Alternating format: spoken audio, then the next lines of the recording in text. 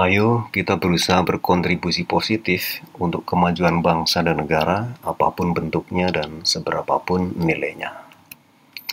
Kali ini saya akan menyampaikan satu topik dengan judul "Tersangka Tidak Menyadari Kalau Korupsi". Ini untuk melengkapi video saya yang pertama terkait pencegahan korupsi yang berjudul Jembatan Laten Korupsi. Materi pertama, ini kata KPK ya, yang dimuat di dalam bogorkompas.com ini.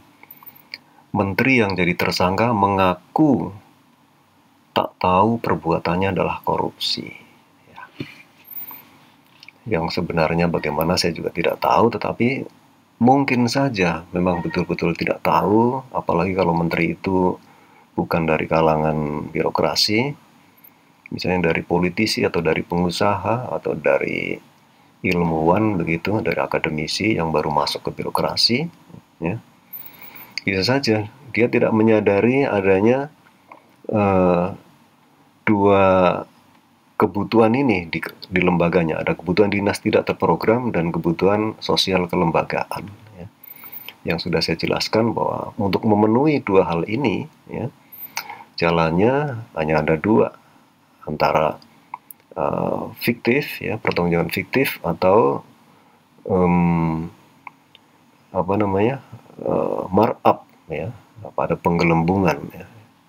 Ya, dua-duanya sebetulnya esensinya juga fiktif juga, ya. Dan inilah yang kemudian saya sampaikan, ini menyamarkan, ya, tindakan fiktif yang lebih serius, yaitu korupsi untuk kelompok maupun pribadi.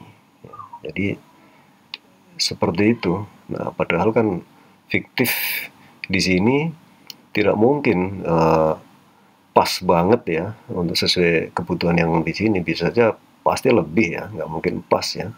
Nah, lebihnya itu justru yang semakin lama semakin bisa dinikmati oleh para pribadi atau kelompoknya, sehingga semakin lama akan cenderung lebih besar lebihnya daripada butuhnya. Kira-kira kan begitu, ya. Nah, jadi bisa, kembali lagi saya katakan bisa terjadi demikian, ya, kalau menteri itu baru, ya, tidak mengerti bahwa apa yang terjadi di birokrasi yang baru dipimpinnya itu, yang selama ini berjalan adalah sesuatu birokrasi yang memaklumi atau menerima, ya, adanya pertanggungjawaban fiktif, ya, baik untuk kebutuhan dinas tidak terprogram, kebutuhan sosial kelembagaan, atau bahkan di dalamnya ada korupsi yang murni, begitu, ya. Kemudian materi kedua, ini jadi tersangka, SDA mengaku tidak tahu kesalahannya. Ya, mungkin sama ini. Beliau kan politisi, ya, dari partai, ya.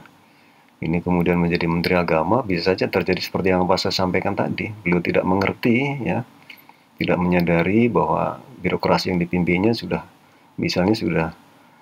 terbiasa selama ini lancar-lancar saja, seolah-olah kegiatannya, ya, kegiatan kebutuhan dinas tidak terprogram lancar, kemudian kebutuhan sosial kelembagaan seperti yang saya uraikan sebelumnya lancar dan happy-happy saja, ya. Padahal itu adalah terbiayai dengan cara yang tidak benar, ya, karena memang tidak ada sumber biaya resminya, begitu, ya, dan itu sulit dihindari untuk tidak dilaksanakan, sehingga seolah-olah menjadi sesuatu yang acceptable, ya, yang bisa diterima begitu saja.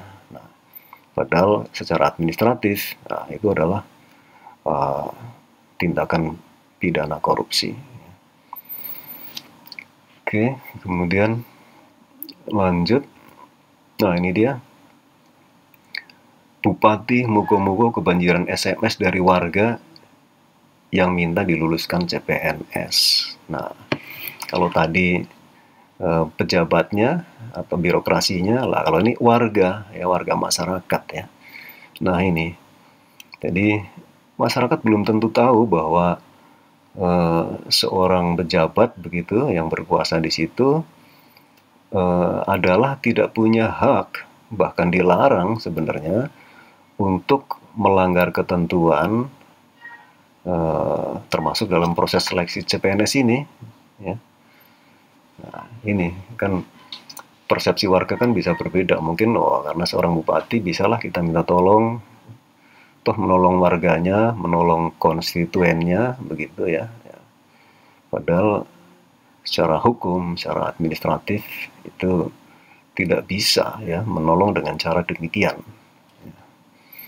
Nah, inilah yang perlu kita bersama-sama menyadarkan ya, baik warga maupun birokrasi ya, untuk menghindari terjadinya kegiatan yang menjembatani tindak pidana korupsi.